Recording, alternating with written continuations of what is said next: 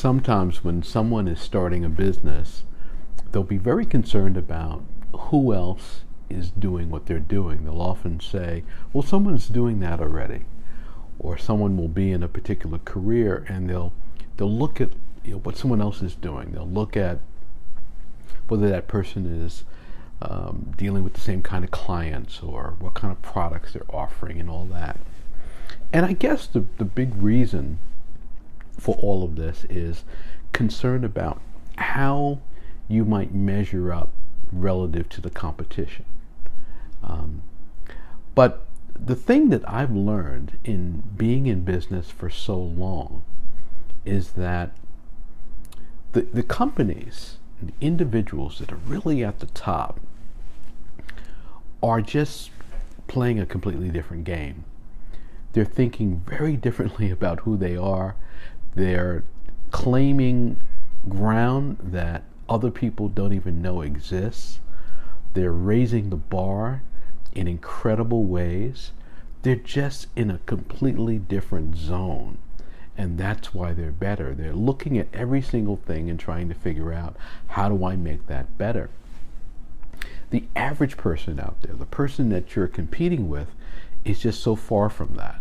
And even when that person seems to be ahead, you can often get to where they are and you can surpass them because they just don't have that drive to be number one. This is what makes the best companies, the best providers, the best artists, the best performers, the best athletes fascinating, because their discipline and their focus is just so different.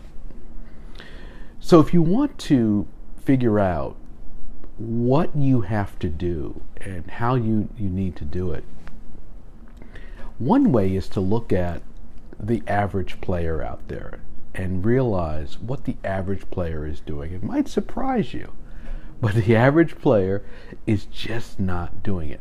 Let me give you an example. The first thing is the average person, your competition, is not investing the time, is not investing the investment in people, and they're not investing money. They're not investing.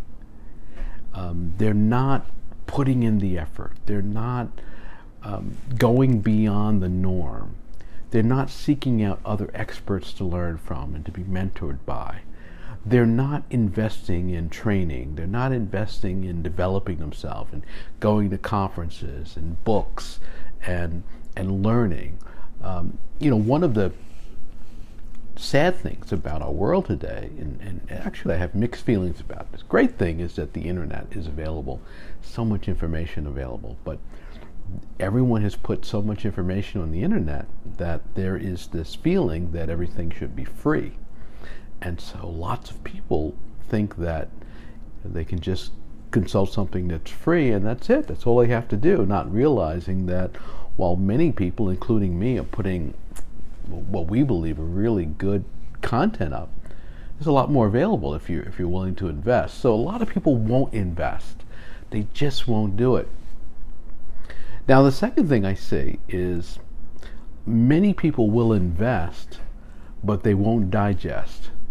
Now let me give you an example. Often when I'm out speaking and we're selling books, a lot of people will line up and they'll buy books and they'll sign books, and a fair amount of them will read the book, but a fair amount of them will not. They will invest, but they won't digest the information. They won't work on understanding what's been presented. So it's almost like they do it just as a souvenir. They're buying a book as a souvenir, as opposed to thinking of it as a tool, as access to someone's best ideas. So if you're a person that will invest in something but won't fully digest it, and I mean going back to it over and over again, that's what I do with my books. I've got books all over the place. Rooms, books stacked, books on shelves, books. I got some books over here, books behind me, books that I'm carrying around with me, And that's because I'm always digesting information. I'm always digesting. So your competition is often not digesting. Even when they invest, even when they hire consultants, even when they go to courses and training and all of that, they might not digest the information. Now, the third piece of this that is fascinating to me is they will often digest, but they won't execute. Now, this boggles the mind here. Why would someone not execute? You know what to do, you've got great information, but you won't act on it. I have journals with so much information in them, excuse me, so much information in them that they're ideas that I plan on executing, and I do them sequentially. So, okay, let me do this and see how this applies. Let me do this and see how this applies. And I recognize it can be difficult sometimes to apply all the things that you learn, all the things that you're exposed to. But a lot of folks just will not execute. I go back to my notes and I look at what I've learned and I look at what I planned on executing, and I'm always pleased at the fact that I decided to learn something.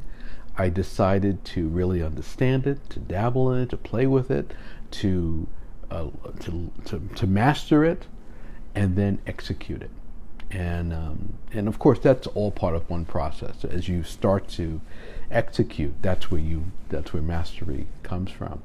So execution or executing ideas is so important, and it's in the execution. Your competition will often simply not execute, and it's unfortunate, but they won't execute. Now, number 4 is those who will execute often will not follow through.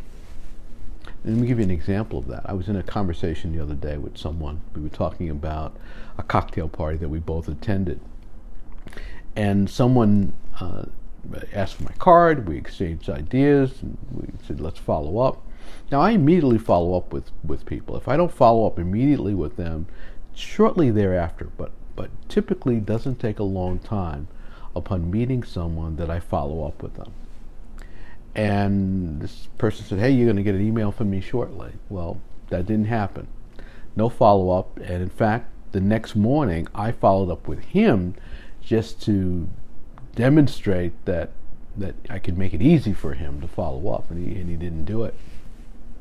This is very common.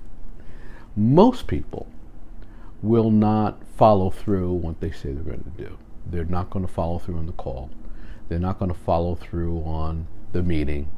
They're not going to follow through. And so much money in business and so much is spent that is wasted because people won't follow through. They won't return a call. They won't open an email. They won't give you a call back with any detail, or they just won't do it. I don't know why. I'm not sure. I think many people will just kind of skip along the surface, and so much can happen in follow through. And you know, one reason why people don't follow through is this negative belief about following through, that somehow it won't make a difference. That, oh well, you know, maybe this is not something I can do, or maybe this won't be meaningful, or maybe this won't be beneficial. So a lot of people won't follow through. Now, the final point, number 5, is that many people will follow through, and they'll get going with something. They'll get started with something, but then they'll do what I call fall through. They'll follow through, and then they'll fall through. They'll fall through a hole in the ground. They'll fall through the cracks. They'll fall through because they don't recognize that follow through is not just one time. It's not just taking a stab at it. Follow through is an effort. It's a series of efforts. It's a sequence. It's a commitment. And follow through means that you will often not get to the place you want to be right away, because people won't follow through with you, because it's more work than they thought, because you thought something was going to be easy, and it's not going to be easy. You're going to have to delay something because you can't execute right now. The people you want to be involved can't be involved. There's more technology needed. There's more knowledge needed, and so forth. So they'll follow through, but they'll fall through because, frankly, they'll get discouraged about the effort. They'll get discouraged realizing that it's a lot more than they thought, and then they'll start to convince themselves that not following through doesn't really matter. And so these are the 5 reasons why you can beat the competition, because the competition is falling prey to these 5 issues. And when you are thinking about your own business development, your own sales success, your own brand success, you have to recognize that you're competing with someone that has these 5 dynamics going on. So what are they? Number 1, they won't invest.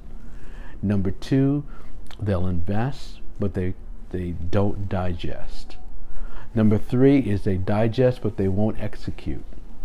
Number 4 is they execute, but they don't follow through. And number 5 is they follow through, but they fall through. Those are the 5 reasons why you can beat the competition. And so if the competition concerns you, don't let it concern you. Just make sure that you are not falling prey to these 5 weaknesses that exist in people, with people who are in business, and people who should be better than they are, but they haven't fully committed to being the best. If you like this tip, give me a thumbs up. Let me know that you like it. Share it with someone in your network that needs to hear this. Make sure you subscribe to my channel. I have a lot more here, a lot more coming, and I'll see you next time.